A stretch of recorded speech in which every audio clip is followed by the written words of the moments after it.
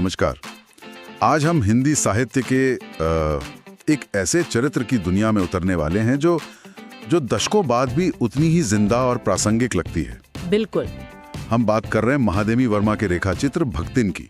और भक्तिन को समझना मतलब बहुत जरूरी है। हाँ, हमारे पास जो स्रोत हैं वो इस कहानी की परतें खोलते हैं और हमारा मकसद भी यही है कि भक्तिन के किरदार के हर पहलू को समझा जाए। और ये समझना इसलिए जरूरी है क्योंकि भक्तिन सिर्फ एक घरेलू सहायक की कहानी नहीं है।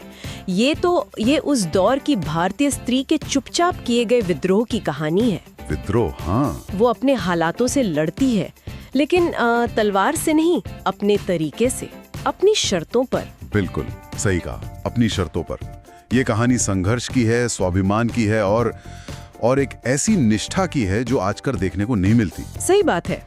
हम आज भक्तिन के बचपन के दुखों से लेकर लेखिका के जीवन पर उसके अमिट प्रभाव तक उसके पूरे सफर को टटोलेंगे। और इसकी शुरुआत एक बड़े ही दिलचस्प विरोधाभास से होती है। सोचने वाली बात है ना, कि कोई अपना नाम सिर्फ इसलिए छिपाना चाहेगा क्योंकि वो उसकी जिंदगी का मजाक उड़ाता हो। यही तो इस कहानी का सबसे मजबूत हुक है। भक्तिन का असली नाम था लक्ष्मण, यानी लक्ष्मी। हाँ, लक्ष्मीन, धन की देवी। लेकिन उसकी पूरी जिंदगी गरीबी और अभाव में बीती। तो ये नाम उसके लिए एक पहचान नहीं था, एक ताना था। एक ताना था, वाह। और यहीं से उसके चरित्र का संघर्ष शुरू होता है। नाम कुछ और नियति कुछ और। तो चलिए लक्ष्मी के भक्तिन बनने के सफर को शुरू से समझते हैं। जब वो पहली बार नौकरी के लिए महादेवी वर्मा के पास पहुंची। हाँ। छोटे कद, दुबले शरीर और पतले होंठों वाली एक देहाती स्त्री। तो उसने अपना नाम तो बताया लक्ष्मीन, लेकिन साथ में एक शर्त रख दी।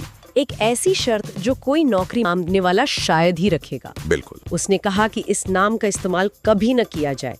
ये अपने आप में बहुत कुछ कहती है। उसे अपने नाम से शर्म नहीं थी, उसे उस नाम से जुड़ी अपनी किस्मत से नफरत थी। वो उस पहचान को पीछे छोड़कर आई थी। हाँ बिल्कुल। ये बात मुझे हमेशा हैरान करती है और लेखिका ने भी शायद ये महसूस किया होगा। उन्होंने उसके गले में कंठी माला देखी, उसके सादे भक्तिभाव वाले स्वभाव को परखा और उसे एक नया नाम दिया, भक्तिन। और भक्तिन ने इस नाम को ऐसे अपनाया जैसे उसे कोई खोया हुआ खजाना मिल गया। यहाँ नाम बदलना एक मनोवैज्ञानिक घटना है। ये सिर्फ एक नया लेबल नहीं है, ये अपने अतीत के बोझ को फेंकने जैसा था। सही। लक्ष्मी नाम उसके दुखों से, उसकी सौतेली माँ, उसके ससुराल की उपेक्षा, इन सब से जुड़ा था। भक्तिन बनकर उसे एक नई, एक इज्जत वाली पहचान मिल रही थी। सेवक धर्म में दीक्षित होना उसके लिए एक नया जन्म था, जहाँ वो अपनी कहानी खुद लिख सकती थी। बिल्कुल। और ये कहानी लिखने की जरूरत क्यों पड़ी, ये समझने के लिए उसके अतीत में झांकना पड़ेगा। कहानी में भक्तिन के जीवन को 3 हिस्सों में बांटा गया है और पहला हिस्सा उसके बचपन की त्रासदियों से भरा है। वो एक अमीर गोपालक की इकलौती बेटी थी, लेकिन सौतेली माँ के होने से उसे कभी पिता का प्यार नहीं मिला। और 5 साल की उम्र में शादी, 9 साल में गौना। ये आंकड़े आज हमें चौंकाते हैं, लेकिन उस वक्त ये आम था। हाँ, आम था। असल में उसका बचपन तो था ही नहीं, लेकिन उसके जीवन का सबसे बड़ा घाव वो उसके पिता की मृत्यु के समय मिला। हाँ, वो सीन तो दिल दहला देता है। उसकी सास उसे मायके ये कहकर भेजती है कि बहुत दिन से नहर नहीं गई, जाकर मिलाओ। जबकि वो जानती थी कि उसके पिता की मृत्यु हो चुकी है। खबर को इस तरह छिपाना, ये तो क्रूरता की हद है। और सोचिए, उसे सच का पता कैसे चलता है? रास्ते में गांव की औरतों की कानाफूसी से। जब वो घर पहुंचती है तो सौतेली माँ का व्यवहार इतना ठंडा और अपमानजनक होता है कि वो बिना पानी पिए उल्टे पांव लौट आती हैं। और घर लौटकर वो जो करती है, वो उसके किरदार की पहली झलक देता है। वो चुपचाप रोती नहीं है। नहीं, वो अपनी सास को खरी खोटी सुनाती है और गुस्से में अपने गहने पति पर फेंककर अपना दुख और अपना गुस्सा दोनों जाहिर करती है। यहीं से पता चलता है कि वो अन्याय को चुपचाप सहने वाली नहीं थी। बिल्कुल नहीं। यही विद्रोही स्वभाव, यही लड़ने की ताकत उसके शादीशुदा जीवन में एक ढाल भी बनी और एक चुनौती भी। हाँ। दूसरा परिच्छेद उसके वैवाहिक जीवन का है और यहाँ भी समाज की उम्मीदों ने उसे चैन से नहीं रहने दिया, क्योंकि उसने एक के बाद एक 3 बेटियों को जन्म दिया। हाँ। और उस समाज में बेटी पैदा करना एक तरह का अपराध माना जाता था। उसकी सास और जेठानियां उसे ताने देती, उसे उपेक्षित करती। और भेदभाव तो साफ दिखता था। जेठानियों के काले कलूटे बेटों को मलाई दूध मिलता और भक्तिन की बेटियों को मट्ठा। हाँ, लेकिन यहाँ एक दिलचस्प बात है। भक्तिन ने इस भेदभाव को स्वीकार नहीं किया। उसे अपने पति का पूरा साथ मिला। ये बहुत बड़ी बात थी। बहुत बड़ी। उसका पति अपनी माँ और भाइयों के खिलाफ जाकर उसके साथ खड़ा हुआ। पति का ये प्यार ही उसकी सबसे बड़ी ताकत थी। उसने भक्तिन के स्वाभिमान को समझा और परिवार से अलग होने का फैसला किया। ये उस जमाने में एक बहुत बड़ा कदम था। और अलग होकर उन्होंने अपनी दुनिया बसा भी ली थी। खूब मेहनत की, घर में खुशहाली आई, लेकिन ये सुख भी ज्यादा दिन नहीं चला। जब भक्तिन सिर्फ 29 साल की थी, उसके पति की मृत्यु हो गई और यहीं से उसके जीवन का सबसे मुश्किल दौर शुरू हुआ। क्योंकि अब वो एक अकेली औरत थी जिसके पास संपत्ति थी। हाँ, और उस समाज में संपत्ति वाली अकेली औरत एक आसान शिकार मानी जाती थी। परिवार वालों की गिद्ध दृष्टि उसकी जमीन जायदाद पर थी। उन्होंने हर तरह की साजिश की।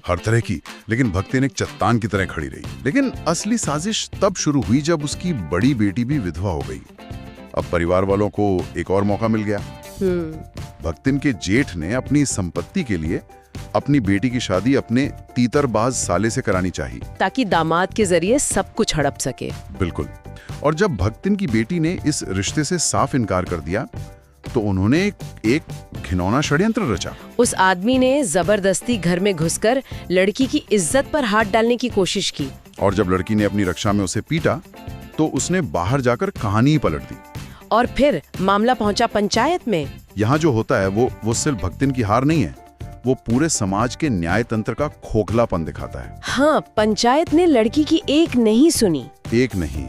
उनका फैसला था कि चूंकि दोनों एक कमरे से निकले हैं तो अब उन्हें पति पत्नी की तरह ही रहना होगा। 1 मिनट के लिए यहाँ रुकते हैं। ये समझना बहुत जरूरी है। हाँ। पंचायत का फैसला सिर्फ अन्याय नहीं है, ये दिखाता है कि कैसे सामाजिक संस्थाएं सच को दबाकर एक तरह से व्यवस्था बनाए रखने का काम करती हैं। बिल्कुल।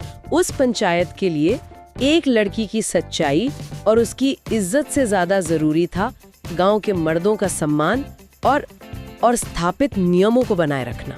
भक्तिन की बेटी की न्याय की कोई कीमत नहीं थी। कोई कीमत नहीं। ये एक व्यक्ति की हार नहीं थी, ये व्यवस्था द्वारा किया गया एक सोचा समझा अन्याय था। और इस अन्याय ने भक्तिन को तोड़ दिया। घर में कलह शुरू हो गई, गरीबी आ गई और एक दिन लगान न चुका पाने के कारण जमींदार ने उसे दिन भर कड़ी धूप में खड़ा रखा। ये अपमान वो बर्दाश्त नहीं कर पाई और उसने गांव छोड़ दिया और शहर आ गई, एक नई जिंदगी की तलाश में। और यहीं से भक्तिन के जीवन का तीसरा और सबसे दिलचस्प अध्याय शुरू होता है, जहां उसकी मुलाकात महादेवी वर्मा से होती है। और ये सिर्फ एक नौकरी नहीं थी, ये 2 अलग-अलग दुनियाओं का टकराव था। बिल्कुल।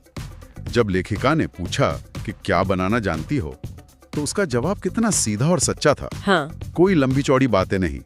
रोटी बनाना जानती है, दाल रांध लेती है, साग भाजी छौंक सकती है, बस।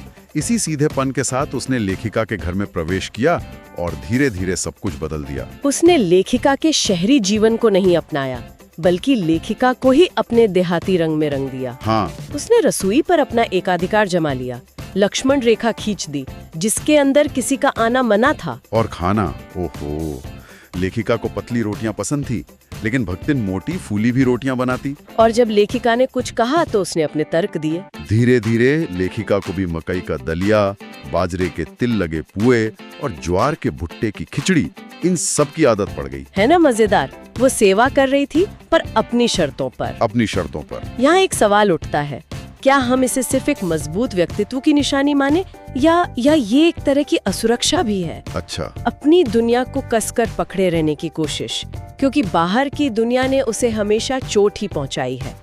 शायद रसोई ही वो एकमात्र जगह थी जहां उसका राज चलता था, जहां वो अपने नियम बना सकती थी। हाँ, वो उसका अपना छोटा सा साम्राज्य था। ये एक बहुत ही दिलचस्प नजरिया है। मैंने इस तरह से कभी नहीं सोचा था।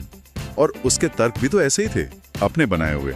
बिल्कुल। वो शास्त्रों की भी अपनी सुविधानुसार व्याख्या करती थी।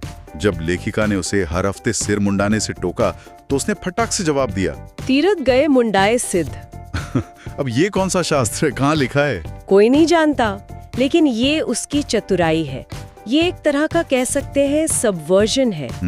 एक अनपढ़ शक्तिहीन महिला के लिए ताकतवर लोगों की भाषा यानी शास्त्र को ही अपने हक में इस्तेमाल कर लेना अपनी आजादी को बनाए रखने का एक हथियार है। और उनकी तो अपनी एक अलग ही इकोनॉमी चल रही थी। हाँ, वो भी था।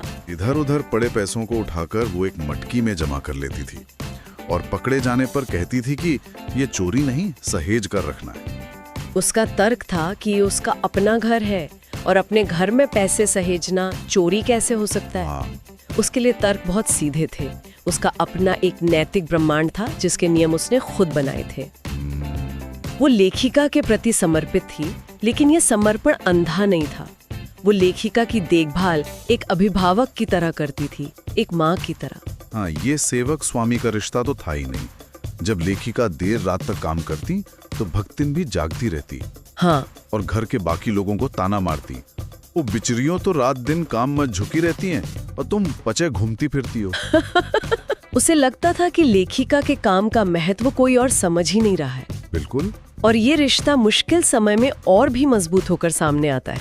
युद्ध के समय? हाँ, युद्ध के समय जब लोग डरकर शहर छोड़कर भाग रहे थे, तब भक्तिन ने लेखिका का हाथ नहीं छोड़ा, बल्कि उसने लेखिका को अपने गांव ले जाने का पूरा प्लान बना लिया था। और वो प्लान भी कितना अद्भुत था। उसने बताया कि कैसे वो गांव में धान के पुआल का गद्दा बनाएगी, लकड़ी के मचान पर लेखिका के कपड़े सुखाएगी और उनके लिए खाने पीने का सारा इंतजाम करेगी। वो लेखिका के लिए किसी भी मुश्किल का सामना करने को तैयार थी। और इस कहानी का सबसे मार्मिक हिस्सा, जेल वाला प्रसंग। हाँ, जेल वाला प्रसंग। भक्तिन जेल के नाम से यमलोक की तरह डरती थी, लेकिन जैसे ही उसे अंदेशा हुआ कि लेखिका को स्वतंत्रता संग्राम के कारण जेल जाना पड़ सकता है, उसका अपना डर गायब हो गया। वो लेखिका के साथ जेल जाने की तैयारी करने लगी। वो पूछने लगी कि साथ में क्या क्या सामान रखना है। ये निष्ठा, ये समर्पण, ये मानवीय रिश्तों की उस गहराई को दिखाता है जिसे किसी परिभाषा में नहीं बांधा जा सकता। बिल्कुल। भक्तिन एक ही समय पर माँ, दोस्त, सेविका और संरक्षक सब कुछ थी। बिल्कुल। इसीलिए भक्तिन का चरित्र इतना जटिल और सच्चा लगता है। वो हठी है, चालाक है, अपनी बात मनवाने वाली है, लेकिन साथ ही वो उतनी ही कोमल, समर्पित और वफादार भी है। महादेवी वर्मा ने एक साधारण अनपढ़ स्त्री के माध्यम से मानवीय स्वभाव की असाधारण तस्वीर खींच दी है। तो कुल मिलाकर भक्तिन एक ऐसी स्त्री है जो हालातों से लड़ती है, कभी हारती है, पर टूटती नहीं। वो अपनी दुनिया खुद बनाती है, अपने नियम खुद गढ़ती है, और जिनसे प्यार करती है उनके लिए किसी भी हद तक जा सकती है। और भक्तिन की कहानी आज भी उतनी ही प्रासंगिक है। ये हमें सिखाती है कि आत्मसम्मान और स्वाभिमान किसी डिग्री या शिक्षा के मोहताज नहीं होते। सही बात है। ये कहानी हमें उन अनगिनत औरतों की याद दिलाती है जो समाज के बनाए नियमों के बीच अपनी छोटी छोटी लड़ाइयाँ लड़कर अपनी जगह बनाती हैं। और भक्तिन और लेखिका का रिश्ता ये भी दिखाता है कि कैसे दो बिल्कुल अलग पृष्ठभूमि के लोग एक दूसरे के जीवन को पूरा कर सकते हैं, उसे बदल सकते हैं। कहानी अधूरी है, पर उसे खोकर मैं इसे पूरी नहीं करना चाहती। तो सोचने वाली बात यह है कि इस अधूरे अंत का क्या मतलब हो सकता है? क्या ये अधूरापन भक्तिन के चरित्र की विशालता का प्रतीक है कि उसे शब्दों में समेटा ही नहीं जा सकता, या ये लेखिका और भक्तिन के उस रिश्ते की निशानी है जो इतना गहरा है कि मौत के बाद भी खत्म नहीं हो सकता और इसलिए हमेशा अधूरा ही रहेगा, हमेशा चलता